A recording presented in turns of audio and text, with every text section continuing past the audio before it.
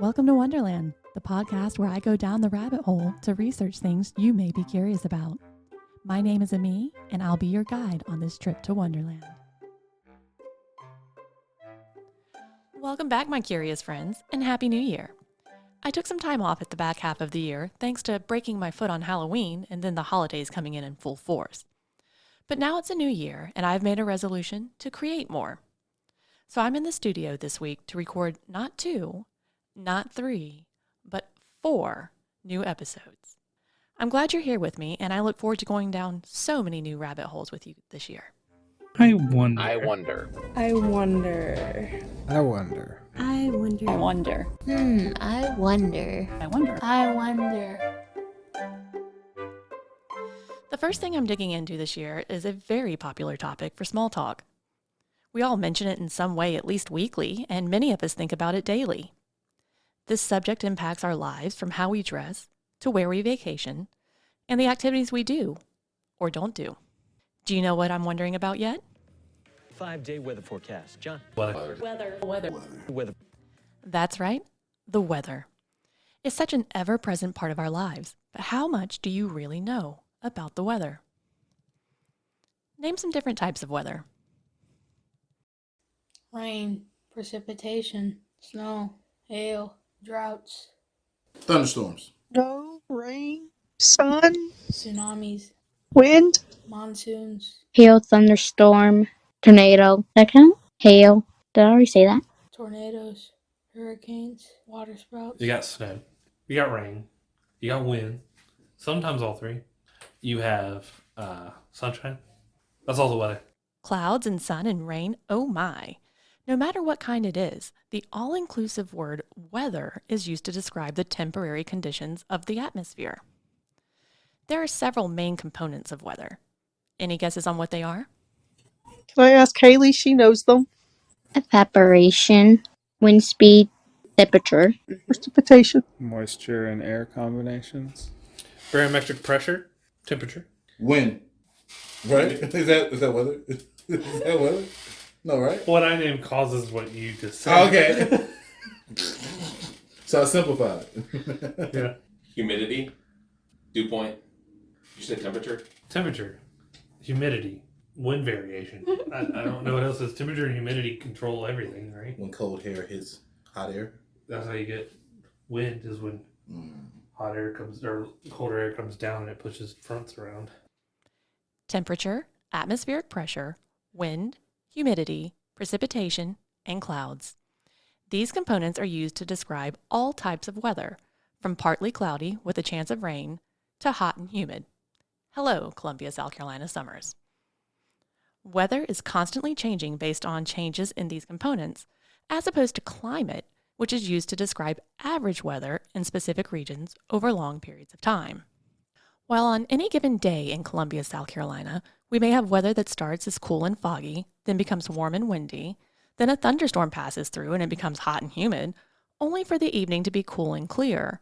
Our climate is considered to be hot and muggy in the summer, cold in the winters, and wet and partly cloudy year-round, with temperatures generally varying between 36 degrees Fahrenheit and 92 degrees Fahrenheit. So to understand weather better, let's dig into the different components, shall we? And why don't we start with those big fluff balls in the sky? As children, many of us would lay on our backs on a warm afternoon and find different shapes in the clouds. But other than dragon or shark or unicorn, what are the types of clouds? Oh, Lord. Cumulus, nimbus, cirrus, stratus, and I think combinations of all of those. Oh god, cumulus, stratus. That's it. I don't know. He named all the ones I know. Cumulonimbus. Cirrus. Is that how you say it? Cirrus? Is that how you say it? Columbus. Cumulus. Whatever it's called. cirrus, stratus, cumulus, altostratus, cumulonimbus, nimbostratus. Am I missing any?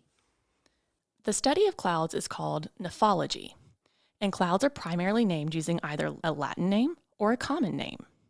They are classified according to their height above the ground, along with their appearance from the ground. The primary Latin roots used to classify clouds are cirro, meaning curl of hair, high, alto, meaning mid, strato, meaning layer, nimbo, meaning rain, and cumulo, meaning heap. Clouds are broadly lumped into 3 groups depending on their height. High level, which is 20,000 feet and higher, are given the prefix cirro. The most common types of high clouds are cirrus, cirrostratus, and cirrocumulus. These clouds are usually wispy looking. Mid-level clouds are between 6,500 and 20,000 feet and are assigned the prefix of alto. The most common types are altostratus and altocumulus.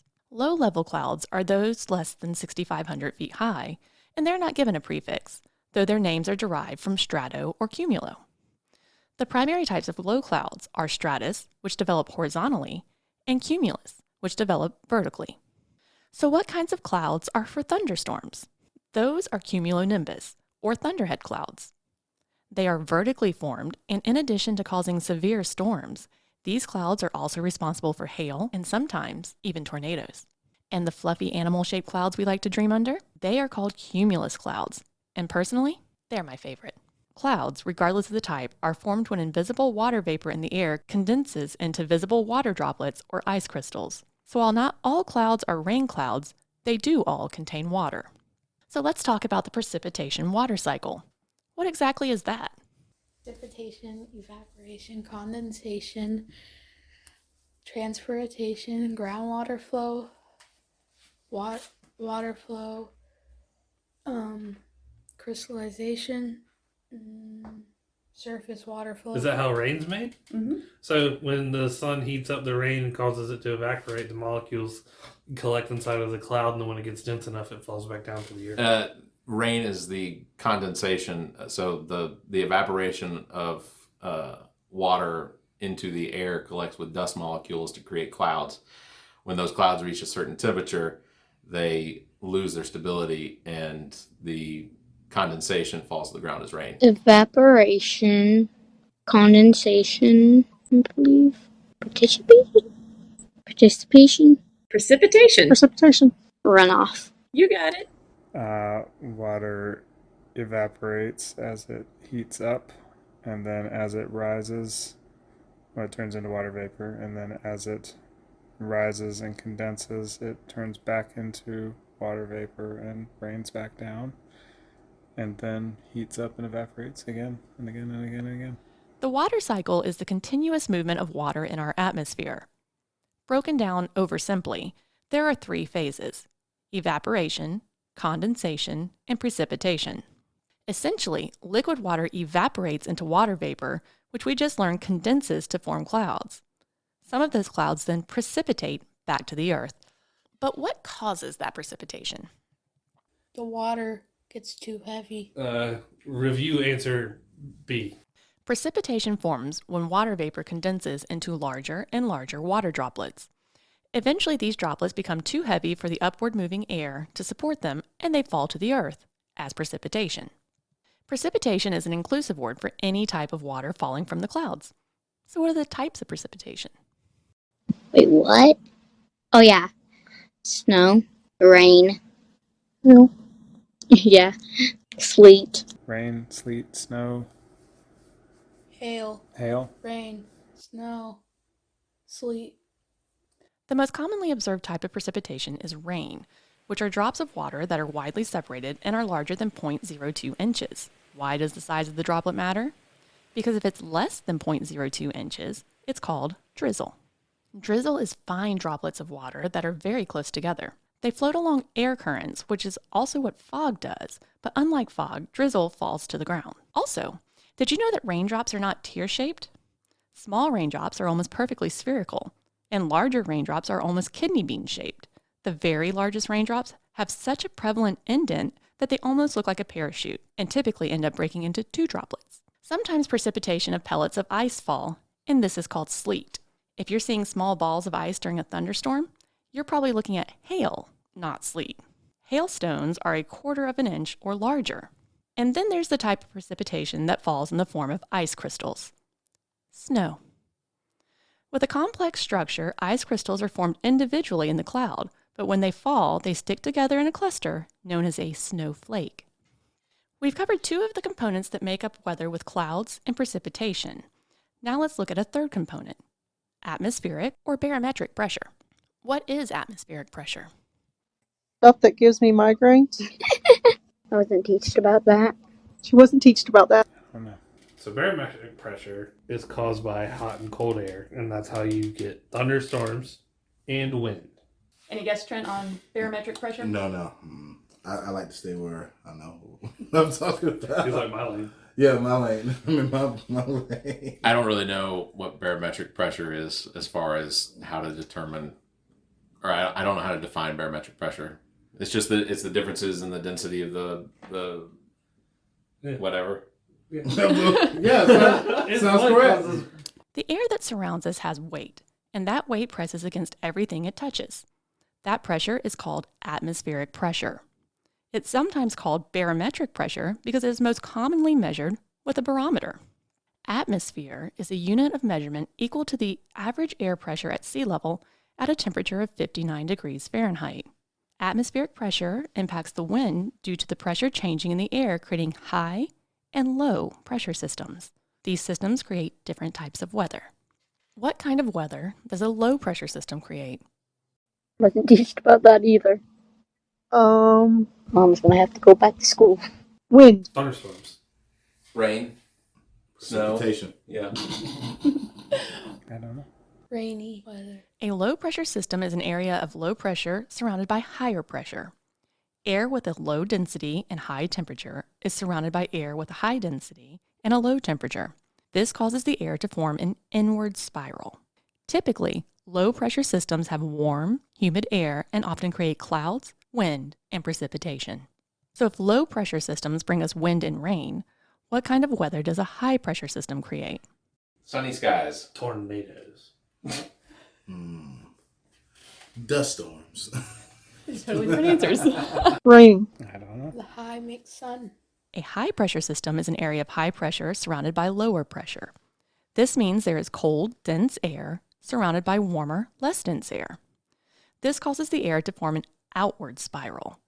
High pressure systems typically cause weather with cool, dry air and few clouds. The weather is usually calm and fair. So what causes thunder and lightning? Little icicles. Warm air. One of you said ice and one of you said warm. Little icicles in the clouds that touch each other and it makes it. That's all I know. When warm air and cold air collide, right? Oh, that's tornado. Oh, that's a tornado? Lightning is static charges through the atmosphere as well. Yeah, so a negative charge and a positive charge, and then it's the opposite charges meeting. Yeah. Lightning is the separation of positive and negative charges in the atmosphere and the electricity moving through that. And then thunder is the sound of that electricity heating and expanding the air. Lightning begins as a static charge in a rain cloud. In the clouds, there are updrafts and downdrafts, and general turbulence moving the precipitation we discussed earlier around. As these drafts move the precipitation around, they bump into each other, they lose electrons, creating a cloud that has a negatively charged bottom and a positively charged top. The atmosphere acts as an insulator between the two fields in the cloud, but at some point, the strength of the charge overpowers the insulating atmosphere, and the outcome is lightning. Most often, lightning occurs in the cloud it formed in or between clouds as it takes the easiest path to release the charge. But sometimes, lightning goes from the clouds to the ground.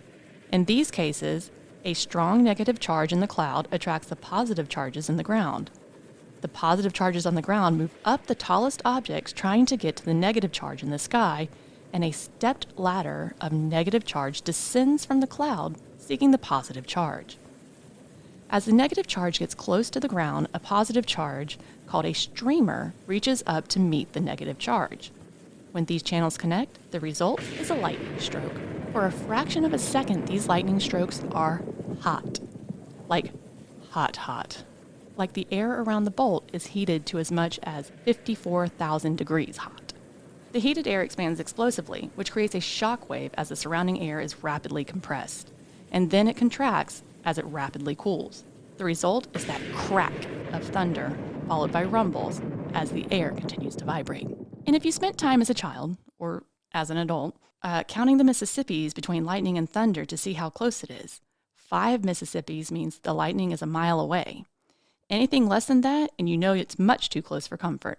Thunderstorms can be scary, and one of the scariest aspects of a storm can be a tornado. So what causes a tornado? I don't know. Cold air and warm air go up and they start fighting and they spin around. When warm air and cold air collides. Wind.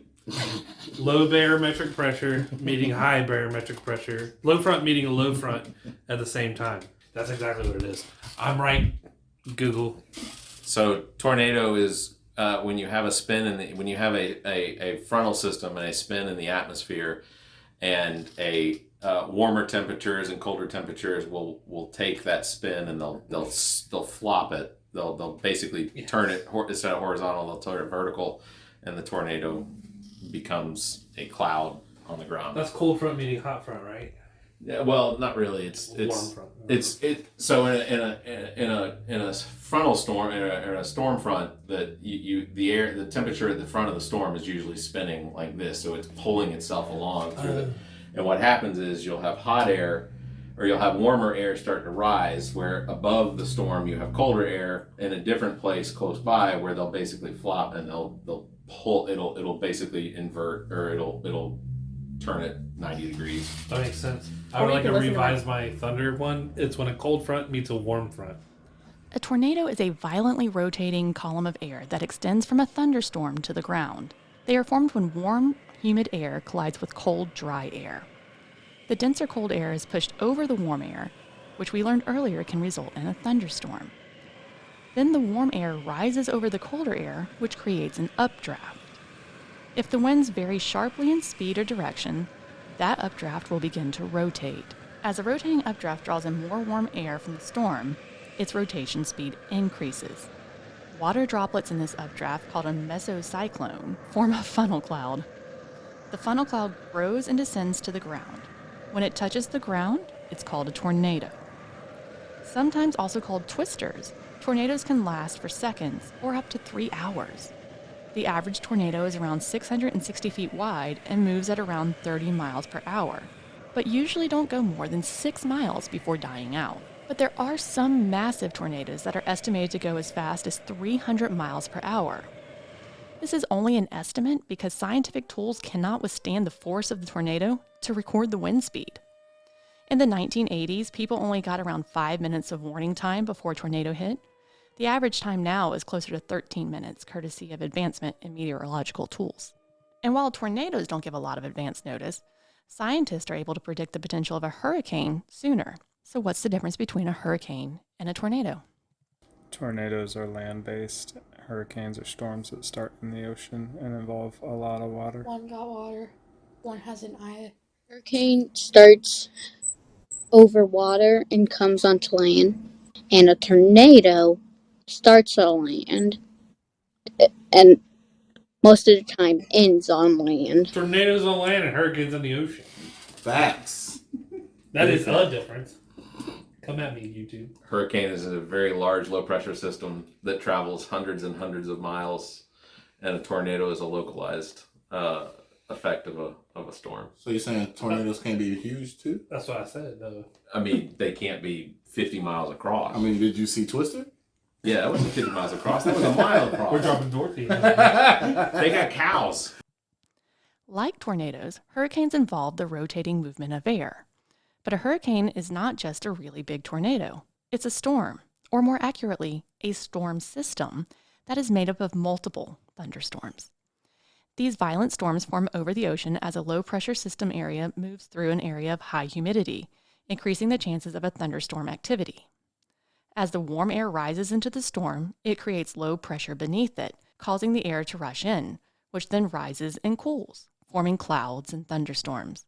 When the wind speed of the storm reaches 74 miles per hour, it's classified as a hurricane. So what's the difference between a hurricane and a typhoon? I don't know. Which ocean it comes from? If it's a typhoon comes from Pacific and hurricanes come from the Atlantic? Nothing. Typhoons are on a certain hemisphere. Yeah, one's on the western hemisphere, one's on the eastern hemisphere. This honestly comes down to geography. Hurricanes are tropical cyclones that form near the equator over warm water, either in the Atlantic Ocean or the eastern Pacific Ocean. Typhoons are tropical cyclones that form in the northwest Pacific Ocean. And in the South Pacific and Indian Oceans, they're called by the generic term of tropical cyclone. All of these different weather phenomena can be scary to think about, but thankfully we have meteorologists to help us know when bad weather is imminent. What do you think a meteorologist does?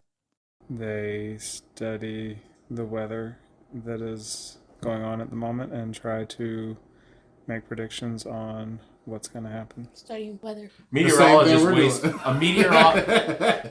meteorologist wastes people time by telling them what they could just go outside and look at. Or look at their phone and say, Lies. Report weather.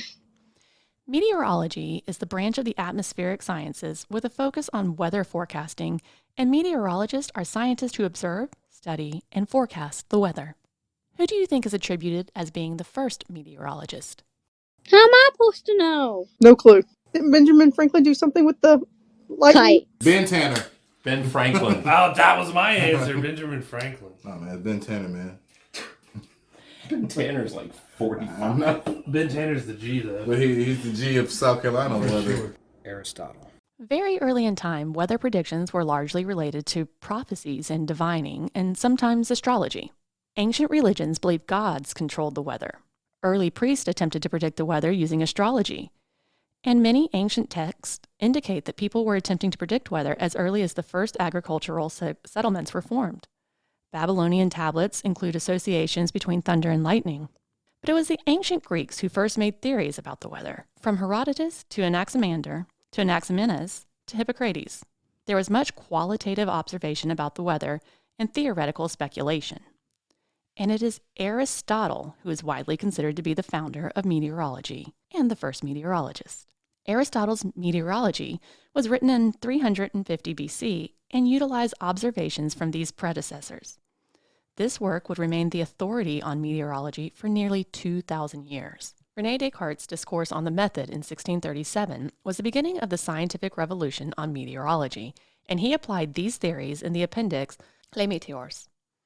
But it wasn't until the invention of different meteorological instruments that this study became more than just hypotheses. How many different tools for measuring the weather do you know? Groundhogs. Barometers. Thermometers. Doppler radar. Groundhogs. Thermometers, barometric pressure readers. I forget what they're called. Barometers. Barometers. Well, what's the wind one? Anemometer. Probably said that wrong. Satellites to track clouds and storms. Groundhogs. Barometer, thermometer, anometer, wind dial, wind gauge, rain gauge. Groundhogs. I know. Anemometer, thermometer, rain gauge. The big plane that they use for the hurricanes. That's anemometer, I believe. No. Oh, that north-south wind thing. That's on like top barns and drawings and all that stuff. Groundhogs. What is a thermometer? Measures temperature. It usually had mercury in it back in the day, and now it has something else. Yeah, what happened to the mercury? Temperature. It measures temperature. A thing that measures temperature in Celsius and Fahrenheit. A thermometer measures the air temperature. Barometer. Yeah, Zach, this is you. Barometer test. Where is atmospheric pressure? Yeah. Measure the air pressure. Barometric pressure. Measures air pressure. A barometer measures atmospheric pressure. Hygrometer. No idea.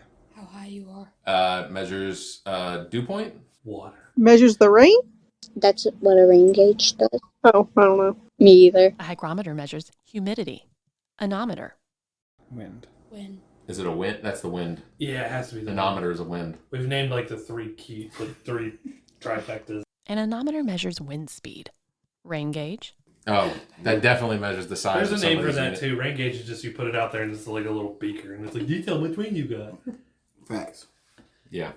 Rain. How much rain? Measures rain. A rain gauge measures the amount of rainfall in an area. Weather station. Useless. As the meteorologist inside his life. It's the pace that plays. It's the pace that pays the meteorologist. The guy who tells you it's going to snow and it never snows.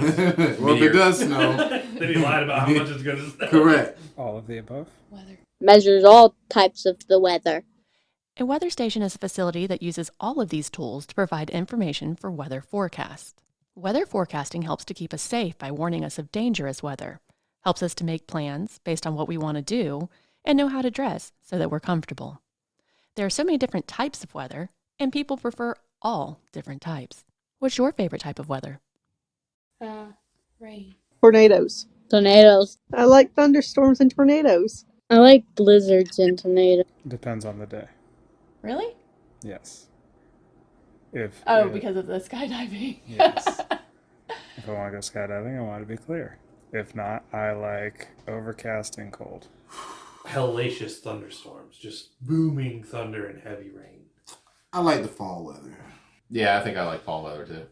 Wait, What is fall weather? That's I don't know. Like I was like, am I wrong here? Or they didn't exist. dry and I mean, but y'all understand what we were saying. He's like, I like it when it's crisp. And When the cool and leaves are dry. falling. dry and chilly. Leaves are falling. No matter what kind of weather is your favorite, I hope that you have a beautiful day. Thanks so much for joining me on this trip down the rabbit hole. And as always, be safe, be kind, and stay curious. We should start a podcast called Meteorologists for Idiots. Or you can just listen to this one when I'm done with Yeah. it. The Welcome to Wonderland podcast is copyrighted by Amii Bland and is part of the Barrett Gruber Entertainment Division.